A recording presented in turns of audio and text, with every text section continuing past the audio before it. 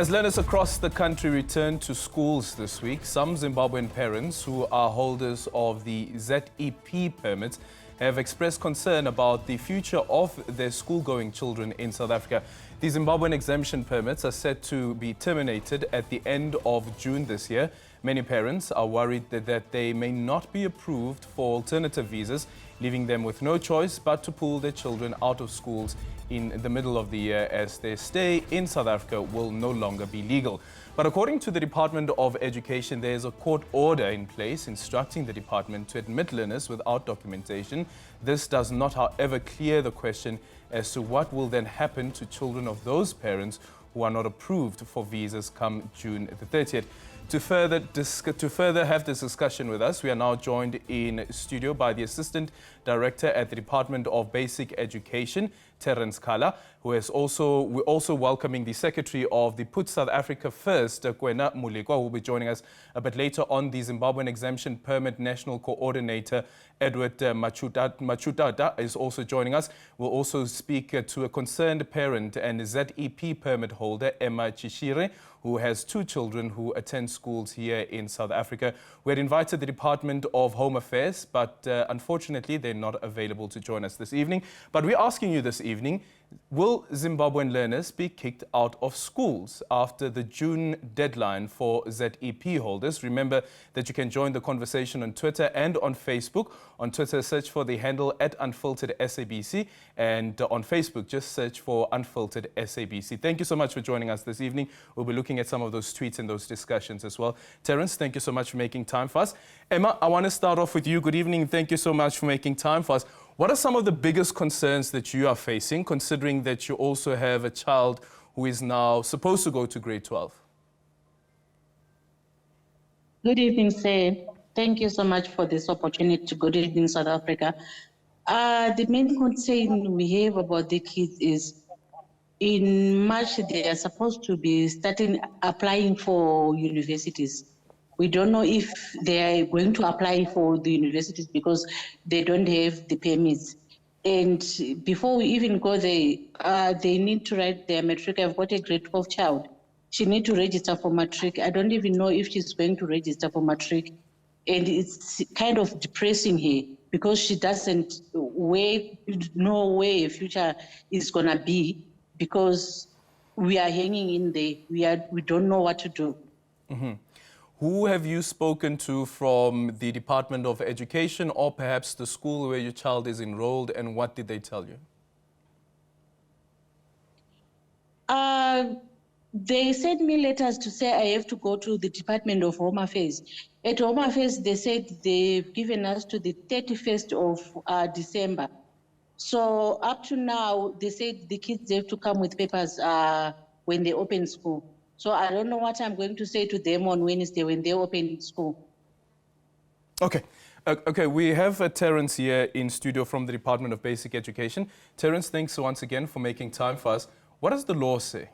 Good evening to you, Aldrin, and good evening to the viewers. So firstly, Aldrin, the law, the Basic Education Schools Act, does indicate that all children between the ages of 7 and 15 are compelled to be in school. They are of school-going age. And us, as the department, we open our schools to all of those learners, whether they have a documentation or not. So the important fact to put out there is that the department welcomes all learners, whether they have documentation or not.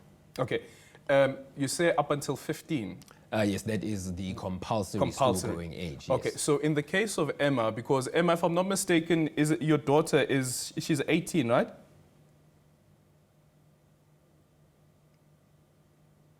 Hi, Emma. Yes, okay. She is 18. Okay, so in the case of Emma... Yes, she's 18. Okay, thank you so much for that. In the case of Emma, would that also apply? Yes, indeed. I mean, obviously, because Emma's child is already part of the basic education system, what is important for us now is to make sure that the school then assists her to be able to access the other social services, where she can then be able to get speedier services from the Department of Home Affairs. I mean, you might note that every year, at the end of the year, closer towards matric exams, we, as the Department of Basic Education, collaborate with Home Affairs to have a push where we make sure that all matric learners do have their matric. Mm-hmm. I mean, do have their ID documents before they then go and write, because obviously obviously, as much as we allow learners to come into the system and we welcome them and we push them through the system, it creates challenges for them later on in life. And as much as a basic education system, we're able to accommodate children, it's important for them to be able to access the other basket of social services that would allow them to then access our sister departments like the Department of Home Affairs. I'm going to go back to Emma, but just quickly, on the part around Emma's child going into grade 12, 18-year-old, doesn't have a South African ID, but has the ZEP permit that they are using. And when you enroll in grade 12, there's also that requirement of having an ID document. Indeed.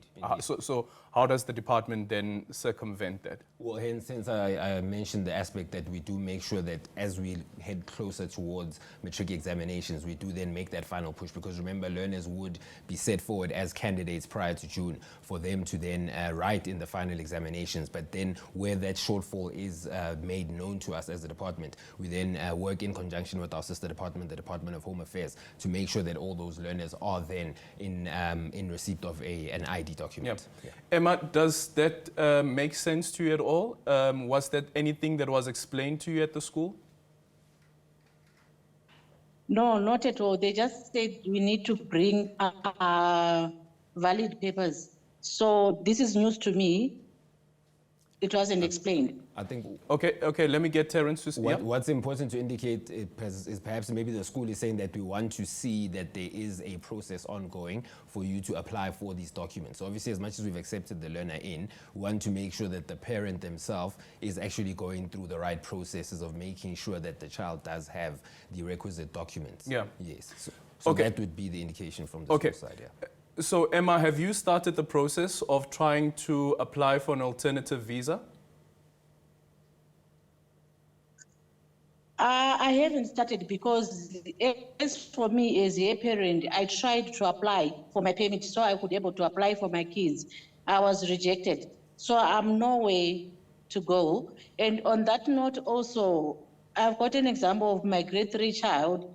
Last year they called me, they said they are going to give him a transfer to where I don't know. Okay. But have you started the process of applying for an alternative visa as per the instruction that came from Cabinet? I haven't applied for an alternative visa because I, as the parent, I was rejected. So I don't know how to go about it. Okay, so I was rejected, the waivers and everything. Okay, so you were rejected. But then what's your plan? Because, because while the basic education departments, the laws there makes provision for your child to be enrolled and to continue with their education, but you would have to go back to Zimbabwe at the end of June. Yeah, it's a dilemma to me. I don't know what to do because I can't leave my child here by herself. And when I go to Zimbabwe, I won't be working. I won't have a job. I won't have an income. As for me to be able to pay school fees. So it's just hectic. The situation is so confusing and it's stressing. Yeah. Is this something though, Emma, that you have thought of when the announcement was made that the permit won't be renewed? That what is it that Emma and her 2 children would be doing if, for instance, you are rejected for when you made that application? Honestly, I don't want to lie to you. Going back to Zimbabwe, there's nothing there. Yeah. There's nothing for me, there's nothing for my kids. I came here 10 years ago trying to make a living and everything. And I was starting to get established and everything. I've got a bond here in South Africa. So I don't know. It's just stressful. My prayer is maybe they find a solution for us as they were doing the past years, you know, to say, because they removed us from asylums, they said we should give them our asylums and they'll give us these payments. And after each and every four years, they were making plans for us to stay here in South Africa. So here it's like to me, it's my home because I've got a bond here. I've got clothing accounts and everything. I don't know what's going to happen to me, honestly. Yeah. Yeah, I guess the other thing is that while you would sympathize with Emma in a situation that she has, the country has laws as well that have been put in place. But in cases such as these, what would the department then do as a Department of Basic Education? Look, I mean, Arjun, I would go back to that point about making the basket of services available. I think schools are obviously a microcosm of our society, and when we see movements such as this and the cases of Emma, it really does reflect what's happening in our society. And as a department, we open our doors to our sister departments to make sure that they can then access, that children can access social services through our schools. So the first thing that we would do is definitely make sure that all our children are able to then access that basket of services, open our doors to our sister departments, and make sure that children such as those of Emma are able to gain access to that. Yeah. Emma, just a final one as we let you go as well. I know that you say that South Africa has become your home and you've been here for over 10 years, but didn't you foresee the possibility at least that the ZEP would come to an end, it would not be renewable, and therefore you would have to make a plan? Honestly, I didn't see it coming that way because each and every after 4 years, they were renewing the permits for us. So I didn't see, and we had the hope, for maybe they will make us permanent residents since we have passed the year. I think it's 5 years or 10 years, then you become a permanent resident. Yeah. So we had that hope, but it got another 10, it got another twist. So it just came as a shocker. Okay. Emma, thank you so much for your time and all the best. I hope that you also continue to give us an update with regards to how you try to find an alternative for your children. Emma, thank you so much for your time. But of course, the ZEP permit is quite clear that even if the person does get the ZEP permit and stays in the country, during that period, they can't use that specific period to argue why they should become permanent residents in this country. We continue the conversation when we come back.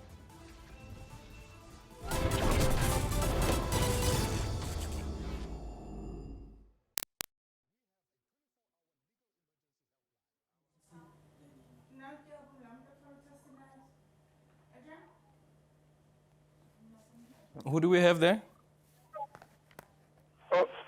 Thank you very much for this opportunity out and all your others.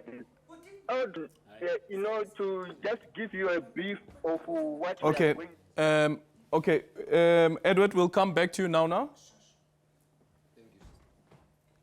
Edward, we'll be back with you now, yeah? Just give me, how many minutes? About 30 seconds and then we'll be with you. Where's Gwena? Yeah? Okay, if we can't get her, let's put her on the line, eh? Like a hybrid.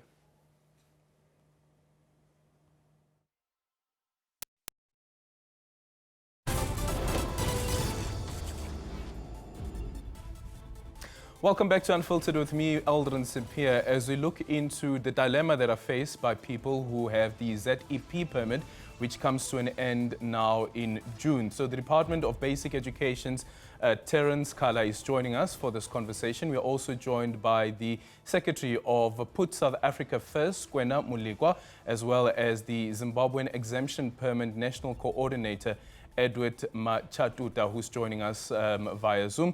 Edward, good evening and thank you so much for making time for us. So you're listening into the conversation that we had a bit earlier on with Emma and that level of desperation that's there. However, though, there are laws in the country. Thank you very much, Aldrin. Yes, I was listening, and what we have to take into mind is that right now we are talking about the future of the innocent children who doesn't know about all these laws which we are talking about.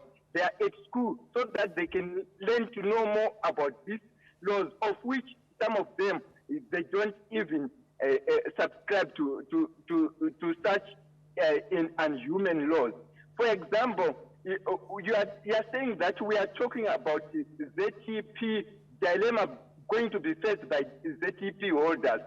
the most important part of the ZTP holders is their children, who are almost 500,000 children who are in South Africa. And those children have been, some of them have been going to school learning Afrikaans for more than 12 years. After, on their 12th year, right now, like what Ms. Terence was saying, that they accepted the children. But Audrey, imagine yourself when you were a child being told that you are going to school, but in June, on the 30th of June, you are going to be out of school. You are a child. Right now, even from the statistics which we have on our side as ZTP holders, most of the children failed last year on 10th June, they are not going to be school. And on top of that, there is bullying which is going on at the schools, because the other children are even telling these children that in June you are going to be out of school. Myself, I've got a child who is doing matric. She is asking me about all these questions. Yeah. We did even engage the Zimbabwean government. They are telling you and the other South Africans that they are ready to accept ZTP holders, but they don't have teachers who are going to teach our children Africans. They are failing to pay the teachers who are at home. How are they going to manage this other extra work? At the same time, they're saying they are ready, but you've got children who are coming, school-age children who are crossing the border. Go to Limpopo farms, go to Cape Town farms. We've got children who are under 16 from Zimbabwe who are working, not children of ZTP holders. Why can't they start by stopping those children who are coming before they talk about the children for ZTP holders? On top of that, to my fellow South Africans, especially South African states, they are being fooled by these politicians. Because why is it, they are not talking about 3 million Zimbabweans in South Africa who are undocumented, but they would rather talk about almost less than 100,000 ZTP holders. Yeah. Just a quick one. You do know Simba Chitando, yeah? Yes, I do. You do know him. So on the 9th, Yes. which is today, at around 8 o'clock this morning, he tweeted that it has come to my attention that some schools will not enroll children of ZTP holders. This is unlawful and unconstitutional, as he puts it. Any affected parents should report, as he says, to the official ZEPA website. But this is not true, is it? Because we have the Department of Basic Education here saying that actually children who are undocumented are allowed to be in school, enrolled. Yes, Aldrin, as I told you, that what the government officials from both countries are saying is not what is on the ground. Right now, I'm our asking, children but are being Edward, I'm asking you specifically now about South Africa. It's not true that South African schools can deny a child access to being enrolled because of a High Court order. Yes, but what is on the ground? Myself, I'm a national coordinator. On daily basis, I'm receiving this report. I'm going on the ground. People are being asked by school principals to bring start permits for their children. At the same time, Audrey, the Ministry of Home Affairs may say that Zimbabweans on ZTP holders should go and apply for mainstream permits. The reason why ZTP holders are on this permit, that most of them, they don't qualify for mainstream permits. Most of them are domestic workers, truck drivers, Okay. And the farm workers. Yeah, okay, Terence, I need you to address this issue again, because the impression that's also given is that there are schools, and perhaps from the experience of someone like Edward as well as the lady, Emma, that we spoke to a bit earlier on, is that perhaps there are some schools that are saying that we won't enroll your child. Look, I mean, Algin, you might find that there are pockets where, unfortunately, there are some officials that are acting outside the prescripts of what has been said by the department and what we've put forward as the marching orders or the preamble under which we are going to work. So I think it's important that where those issues are prevalent or where that situation does raise its head, that parents do approach their district office so that the mechanisms of the department can kick in so that we can be able to make sure that no child is denied access to education. As I did mention, the Schools Act very clearly stipulates that every child between the ages of 7 and 15 is of school-going age, and we have a constitutional responsibility as the department to make sure that that comes to fruition. All right, we continue the conversation when we come back. We've now been able to establish that line to Kwena Molekwa, who is the Secretary of Put South Africa First. She'll be joining us just after the break.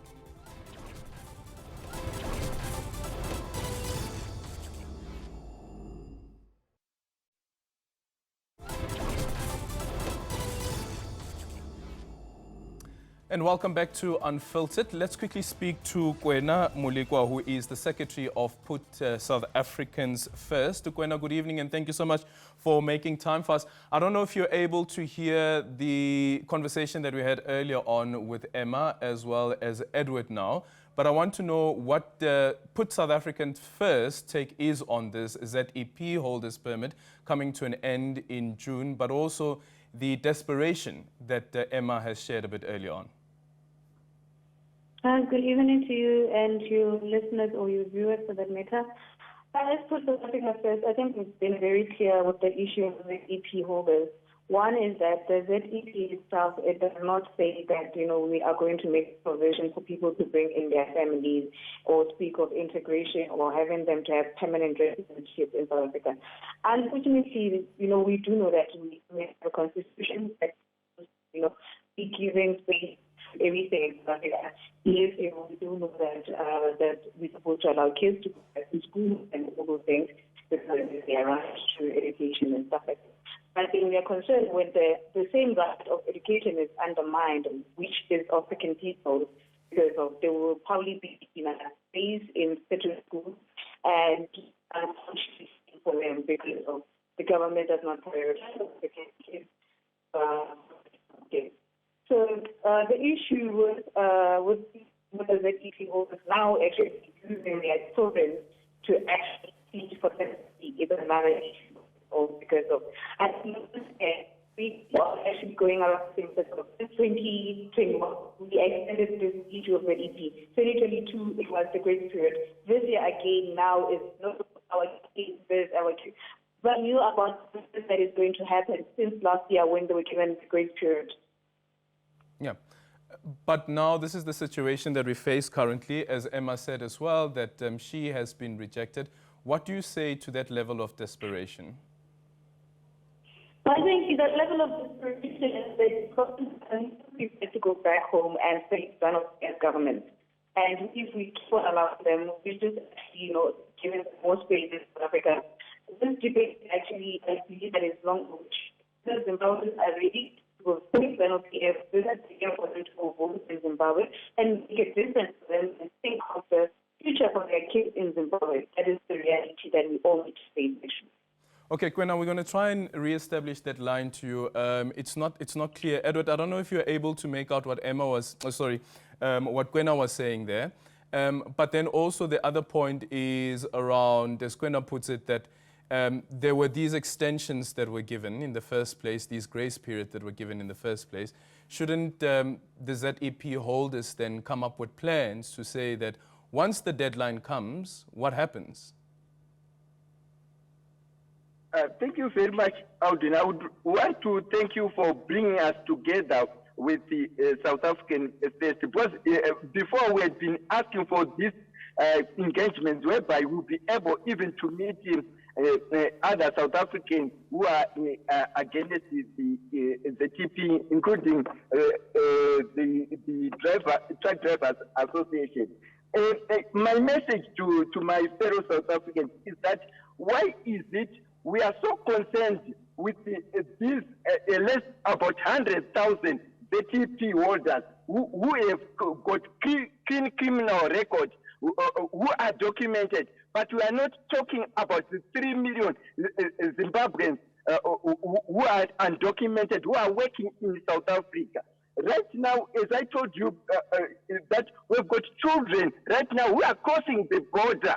Even after the establishment of this new border management management, we have got children of school-going age who are still coming to South Africa. Why can't they start by stopping them before they talk about ZEP holders?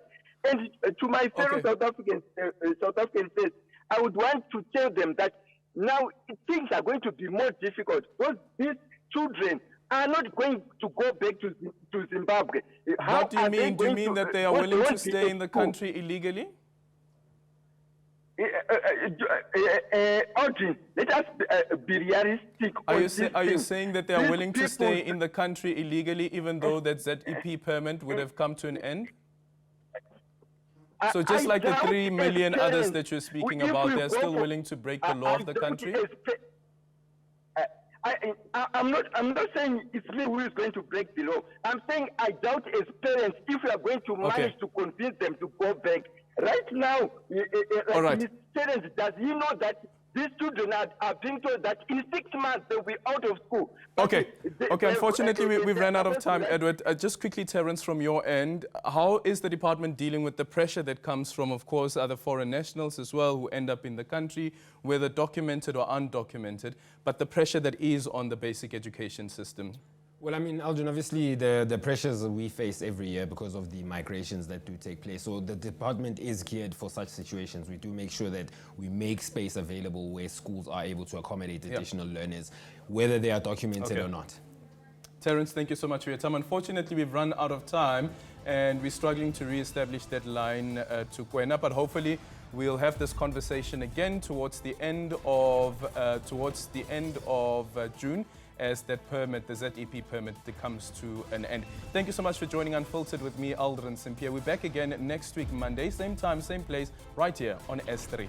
Enjoy the rest of your evening.